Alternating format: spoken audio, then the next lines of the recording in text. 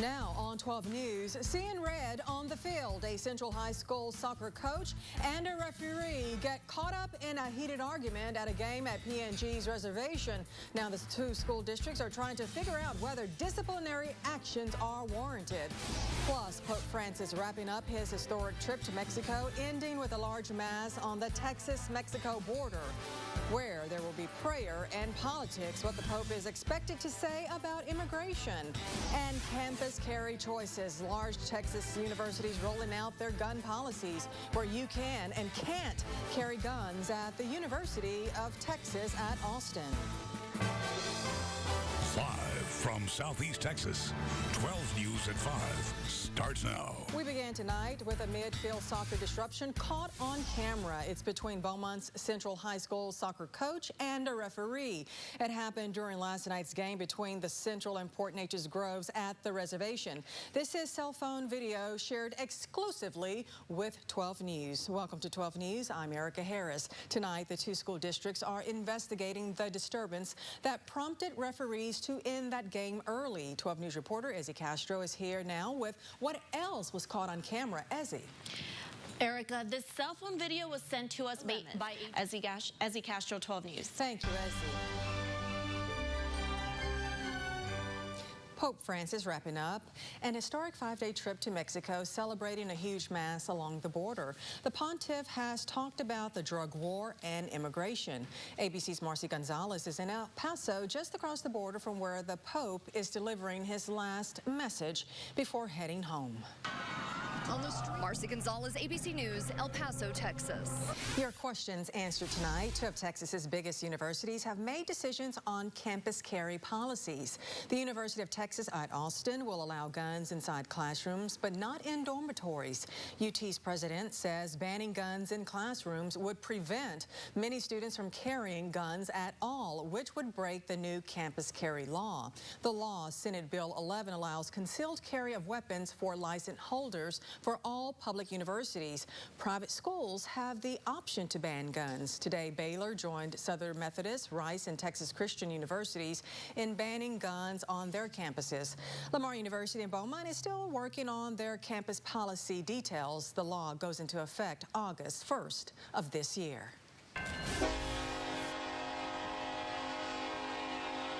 The sounds of the train, where Port Arthur police cracking down on drivers attempting to beat trains at railroad crossings. Some officers even rode in the cab of a locomotive to see the dangers at those crossings from an engineer's viewpoint.